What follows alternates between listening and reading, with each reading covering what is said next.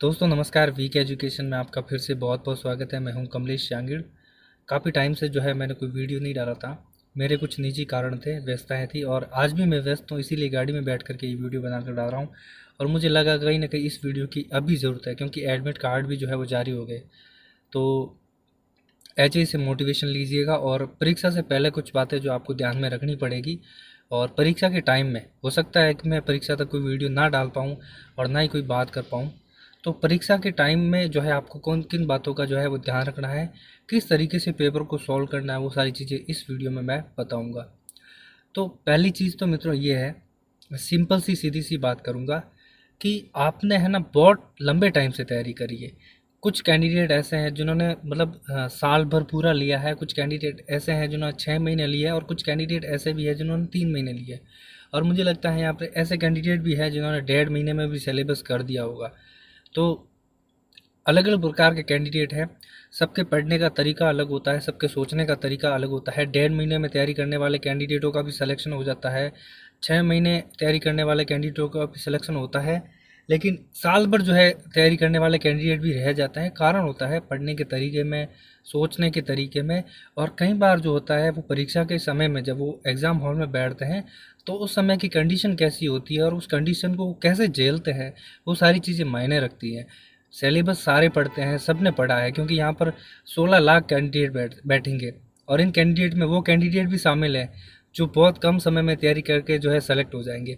और मुझे लगता है ऐसे कैंडिडेट भी है जिन्होंने सिलेबस पूरा नहीं किया है और तुक्कों से भी उनका सिलेक्शन हो जाएगा। वो बहुत कम कैंडिडेट होते हैं, वो बात अलग है। लेकिन पिछली जो वैकेंसी जो 54,000 की थी उसको देखें, तो उस हिसाब से हमने देखा कि ऐसे कैंडिडेट भी है जिन्होंने, मैं जैसे इंग्लिश की बात करूं, तो ऐसे कैंडिडेट थे जिन्होंने किताब को हाथ में लगाया था, उनका थोड़ा बहुत बेसिक नॉलेज था और उनका इंग्लिश में सिलेक्शन हो गया था। बीए के नंबर अच्छे थे। जैसे ही वेटेज कम हुआ है, तो यहाँ पर जो है थोड़ा बहुत जो है जिस पर हम डिपेंड रहेंगे वो रीट के मार्क्स रहेंगे। तो रीट में आपको कम से कम जो है अच्छा प्रदर्शन करना पड़ेगा। बीए के मार्क्स जो है मायने रखेंगे, लेकिन रीट के मार्क्स जो है वो ज़्यादा मायने रखेंगे। अब बात करूं मित्रों कि एग्ज़ाम से पहले जो है आपको थोड़ा धैर्य बनाना पड़ेगा, थोड़ा शांत रहना पड़ेगा। मतलब इस दिमाग को है ना, ये सबसे सेंसिटिव पार्ट होता है अपने बॉडी का। और इस पार्ट को जो है ना थोड़ा आपको रिलैक्स करना पड़ेगा, थोड़ा शांत करना पड़ेगा, और थोड़ा धैर्यवान बनाना पड़ेगा। ऐसा नहीं एग्ज़ाम आ गया और एकदम से हाइपर हो गए, तो वो जो हाइपरनेस है ना वो कहीं ना कहीं आपका नुकसान कर सकती है। तो इसके लिए बिल्कुल ही रिलैक्स हो जाना है कि हमने जो पढ़ा है सफिशियंट है। क्योंकि आपको ये चीज़ समझनी पड़ेगी कि 1.5 महीने में तैयारी करने वालों का भी सिलेक्शन हो सकता है। तो कहीं ना कहीं ये चीज़ समझ करके ही आप अपने आप को थोड़ा सा शांत बना सकते हैं, धैर्यवान बना सकते हैं। ठीक है ना। ऐसा नहीं है कि जो 7 साल भर पढ़ रहे हैं उनसे हमारा कोई कंपटीशन नहीं है, हम उनसे और ज़्यादा अच्छा कर सकते हैं। ऐसी बात नहीं है, ये बात उनके लिए। और जो साल भर पढ़े हैं, जो साल 1.5 साल पढ़े हैं, जो 6 महीने पढ़े हैं, उनके लिए तो बेनिफिट है, उन्होंने बहुत लंबा पढ़ा है। तो बिल्कुल ही निश्चिंत हो जाए कि नहीं, हमने बहुत कुछ पढ़ लिया है, अब तो शांत होकर के जो है पेपर अच्छा देना है। तो यहाँ पर आपको थोड़ा धैर्य बनाना पड़ेगा। और धैर्य के साथ साथ में सबसे बड़ी चीज़ है कि जब आप एग्ज़ाम हॉल में बैठोगे, तो एग्ज़ाम हॉल में जो है कम से कम आप ध्यान रखिए कि पेपर देखते ही बिल्कुल ही हाइपर हो जाए। हो सकता है कि पेपर थोड़ा हार्ड आ जाए, कुछ प्रश्न हार्ड आ जाए, तो देख करके ही बिल्कुल ही रिलैक्स होकर के उस पेपर को लेना है। ठीक है ना। ऐसा नहीं है कि आप पेपर लेके बैठ गए और 150 प्रश्न है वो पूरे पढ़ रहे हो और आपका ध्यान ही नहीं है वो मार्कशीट पढ़नी है। कुछ नहीं है, आपको समझ लेना है कौन सा पार्ट मुझे पहले करना है, जो मेरा अच्छा पार्ट है उसे मुझे पहले करना है। सीधा सा उठाओ, टाइम वेस्ट बिल्कुल ही नहीं करना है। कहने का मतलब प्रश्न पढ़ने में टाइम वेस्ट नहीं करना है, मेरे कहने का मतलब। प्रश्न तो पढ़ना ही पड़ेगा, लेकिन जो कैंडिडेट होते हैं ना, पेपर आते ही पहले देख लेते हैं साइको के कैसे प्रश्न आए, हिंदी के कैसे प्रश्न आए, ऐसे करके जो है 15-20 मिनट को शुरू में ख़राब कर देते हैं। तो वो आपको नहीं करना है। आपको लगता है कि नहीं, मेरा हिंदी पार्ट अच्छा है, मेरा साइको पार्ट अच्छा है, तो मुझे उसे पहले करना चाहिए। और कई बार ऐसा हो सकता है कि आपका जो पार्ट अच्छा है उसे उसमें भी आपको कुछ क्वेश्चन जो है वो हार्ड लगे। तो ऐसा पार्ट देख लेना है, जो पार्ट आपको लगे कि नहीं हाँ इसमें प्रश्न ठीक आ रहे हैं, तो वो पहले करना है। लेकिन प्रश्न के साथ साथ में आपको गोला भी पढ़ना है। कुछ कैंडिडेट ऐसे करते हैं जो जैसे मान लो 30 प्रश्न कर दिया, 60 प्रश्न कर दिए, उसमें पेपर में है जो टिक लगा लेते हैं, उसके बाद में जो है ओ मार्क शीट भरने जाते हैं। तो वो कहीं ना कहीं एक साथ करने में, गोले भरने में भी दिक्कत आती है, कुछ गोले जो है गलत भरे जा सकते हैं। तो जैसे ही प्रश्न पढ़ा आपको लग रहा है कि नहीं हाँ इसका उत्तर सही है, तो उस प्रश्न का ओमार सीट में गोला भर देना है हाथों हाथ। ठीक है ना। तो ये चीज़ करनी है। एक चीज़ मैंने पहले भी एक वीडियो में बताई थी कि आप जब भी पेपर करते हैं 2 शिफ्ट में पेपर करने की कोशिश करिएगा। कुछ कैंडिडेट 3 शिफ्ट में करते हैं, लेकिन ज़्यादातर जो है कैंडिडेट 2 शिफ्ट में करते हैं। जैसे मेरा मैं बताऊँ, मैंने किया था तो पहले ही शिफ्ट में जो है मैंने 120 प्रश्न कर दिए थे, तो दूसरी शिफ्ट में जो है सारे प्रश्न जो है कंप्लीट हो गए थे। तो आपके साथ में ऐसा होता है कि पहली शिफ्ट में 80 क्वेश्चन हो जाते हैं और सेकंड शिफ्ट में 40 क्वेश्चन हो गए, उसके बाद में 30 क्वेश्चन रह जाते हैं, तो वो थर्ड शिफ्ट में कर सकते हैं, ऐसी कंडीशन बने तो। लेकिन आपकी पहली शिफ्ट में 110 क्वेश्चन बन जाते हैं तो सेकंड शिफ्ट में कंप्लीट कर देना है। ये बात रही पेपर को लेकर के। अब जब भी प्रश्न पढ़ो, ठीक है ना, मैंने एक चीज़ बताई थी, रिजेक्शन मेथड जो है वो अपन अपन को अपनाना पड़ता है कि जो गलत है उसको काट दो, बाकी जो अपने पास ऑप्शन रहते हैं उस ऑप्शन में आपको जो सबसे ज़्यादा भारी लगता है कि नहीं हाँ ये ऑप्शन जो है वो सही हो सकता है, उसके साथ में जाना है। और कभी भी डबल माइंड मत होना। कहने का मतलब ऐसा नहीं है कि प्रश्न पढ़ रहे हो, थोड़ा बहुत सस्पेंस है और लग रहा है कि नहीं हाँ ये सही है तो उसको कर देना है, वापस उस प्रश्न को छोड़ के वापस आओगे तो माइंड जो है वो चेंज हो सकता है, ठीक है ना। तो पहली बार जो थॉट आते हैं वो कहीं ना कहीं आपके जो आपका जो माइंड का दिमाग का जो दूसरा भाग होता है उसमें जो सारी चीज़ें स्टोर रहती है जो अपन को याद नहीं आती है, लेकिन कहीं ना कहीं हमें बताती है कि नहीं ये चीज़ हो सकती है, तो वो कहीं ना कहीं आपके पढ़ी हुई होगी तभी वो बताता है। तो पहली थॉट जो आपके आते हैं उसके साथ में आपको जाना है। तो ये रही पेपर को लेकर के बात। अभी जो भी दिन बचे हैं 26 तारीख से पहले पहले, उन दिनों में आपको बिल्कुल ही रिलैक्स होकर के पढ़ना है।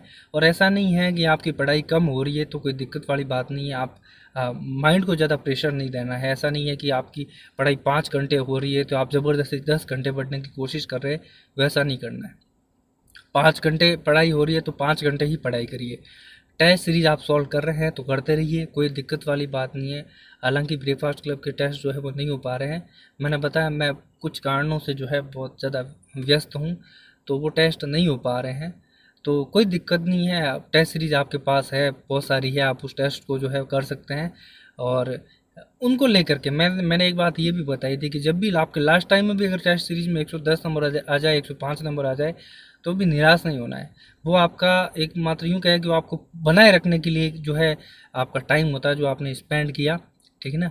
बाकी टेस्ट सीरीज ये आकलन नहीं करेगी कि आपका रीट में सिलेक्शन होगा कि नहीं होगा, वो तो आपकी एग्ज़ाम हॉल की कंडीशन और जो आरबीएससी ने जो पेपर बनाया है उसको आपने कैसे हैंडल किया है, कैसे किया है, वो सारी चीज़ें होगी। एक चीज़ और बता दूं मित्रों, कॉन्फिडेंस जो बहुत बड़ा रोल अदा करेगा, बहुत बड़ा रोल अदा करेगा। मैं कहता हूँ कि आपको लगता है कि उस बंदे से आपको बात करके अच्छा लगेगा, एग्ज़ाम से पहले उस बंदे से बात कर लीजिए। आपका जो भी आइडियल है, ठीक है ना, आपको लगता है कि नहीं हमारे सुभाष जी आइडियल है, हमारे धीर सिंह जी आइडियल है, जो भी आपका आइडियल है उनकी जो बात अच्छी लगती है, कोई मोटिवेशन वाला वीडियो है तो उसको देख करके जाइएगा। थोड़ी एनर्जी होनी चाहिए एग्ज़ाम को लेकर के, खुशी होनी चाहिए, डर नहीं खुशी होनी चाहिए। पहले आपने ऐसे डर डर के किया कि नहीं यार कैसे होगा क्या होगा, तो उससे पढ़ाई आपकी अच्छी हुई होगी। लेकिन अब डर नहीं रखना है अपने अंदर एक विश्वास रखना है कि नहीं मैंने बहुत कुछ पढ़ा है और मेरा सिलेक्शन होकर के रहेगा, कुछ नहीं होगा। तुम बस अपना जो है पूरा 100% दे देना, तेरे साथ में भगवान कभी बुरा नहीं करेगा। तो ये खुद के अंदर विश्वास करना है, आपने 100% दिया है पढ़ाई करते टाइम, अब एग्ज़ाम हॉल में आपको 100% देना है, उसके लिए आपके अंदर एक विश्वास होना ज़रूरी है और विश्वास वो आपको बनाए रखेगा। विश्वास क्या करेगा कि जो भी सस्पेंस वाले क्वेश्चन होंगे जहाँ पर अटक जाओगे, ठीक है ना, वहाँ यदि आपके अंदर कॉन्फिडेंस आ गया ना, उस टाइम भी कॉन्फिडेंस नहीं नहीं ये तो प्रश्न मैं कर दूंगा कोई दिक्कत नहीं है, बस इसका ये होगा, बस थोड़ा सा रिकॉल करने की कोशिश करोगे। लेकिन उसी प्रश्न को लेकर के यदि आप डर गए तो कहीं ना कहीं वो प्रश्न गलत जा सकता है। तो कॉन्फिडेंस जो है वो आपका नंबर जो है ना वो मार्क्स है वो इंक्रीज़ करेंगे। तो कॉन्फिडेंस बनाए रखिएगा। नहीं आ रहा है फिर भी कॉन्फिडेंस लाइए। मैं कह रहा हूँ ऐसे बंदे जिनका सिलेक्शन हो रहा है, जिन्होंने सिलेबस पूरा नहीं पढ़ा उनका सिलेक्शन हो रहा है, क्योंकि उनको था कि नहीं आ रहा है अपने तो एग्ज़ाम दे के आना है, कोई दिक्कत वाली बात नहीं है, एग्ज़ाम फ्री माइंड से दे करके आ जाता है, उनका सिलेक्शन हो जाता है। बिल्कुल ही रिलैक्स होकर के फ्री माइंड होकर के जो है आपको पेपर देना है। किसी भी प्रकार की जो है टेंशन अपने दिमाग में नहीं पालनी है। मुझे लगता है, मैं जानता हूँ कि इस समय जो है आपके अंदर क्या चल रहा होगा, इस एग्ज़ाम को लेकर के आपके अंदर कितनी आशाएं हैं, कितने सपने हैं, वो सारी चीज़ें हैं। और वो सपने और जो आशाएं हैं ना, वो कहीं ना कहीं आपके दिमाग के ऊपर थोड़ा दबाव डालेगी। लेकिन उस दबाव को कम करने के लिए ये सोचना है कि नहीं एग्ज़ाम आ गया है, मेरी जो मंजिल है ना वो मुझे नज़दीक आ गई है, और इस समय मुझे डगमगाना नहीं है। मुझे जो भी है मेरा 100% दे करके इस जो ये जो पुल है, इस पुल को अगर मैंने पार कर दिया तो मेरी मंजिल जो है वो मुझे मिल जाएगी। अगर डगमगा गया तो मैं लड़खड़ा के जो है गिर जाऊंगा, और गिर गया तो फिर वापस संभलने का मुझे समय नहीं मिलेगा। तो कैसे भी करके जो है ये जो टाइम है, इस टाइम को थोड़ा टाइम को सीरियस लेना है, खुद को सीरियस नहीं बनाना है।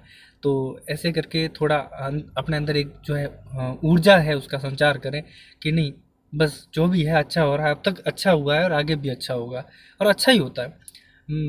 मैं खुद चाहता हूँ ऐसे बंदे, ठीक है, वैकेंसी छोड़ मतलब 40,000 की है, जो भी आएगी वो आगे वैकेंसी अलग से निकलेगी, इसको लेकर के टेंशन नहीं लेना है, जो भी वैकेंसी।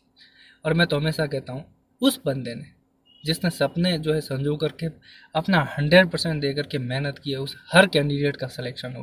भगवान से मैं यही दुआ करता हूँ। और जो भी ये नकारात्मक जो ये चलती हैं न्यूज़ें, समाचार चलते हैं, इसको लेकर के मैं एक बात बता दूं मित्रों, ऐसा कोई एग्ज़ाम नहीं होता, ऐसा शायद ही कोई एग्ज़ाम पिछले सालों से, कुछ सालों से हुआ होगा जिसमें इस प्रकार की घटनाएं नहीं होती।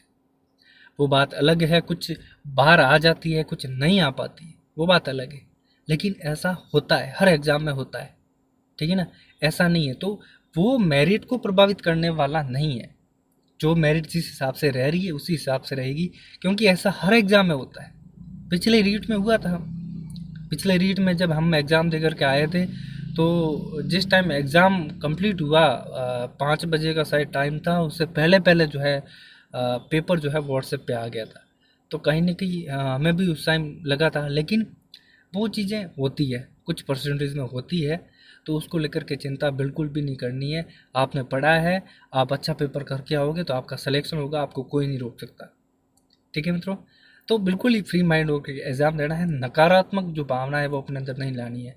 मैंने थोड़ा ज़रूरी समझा ये वीडियो बनाना, और ऐसी परिस्थिति में वीडियो बना रहा हूँ। मुझे लगा कि नहीं, कहीं नकारात्मकता है जो आपके दिमाग में घर न कर जाए, तो बता दूं ये चीज़ें होती है, हर एग्ज़ाम में होती है, बिल्कुल ही टेंशन मत लीजिएगा। एग्ज़ाम आप अच्छे से दे करके आइएगा, जो भी होगा अच्छा होगा, ठीक है ना।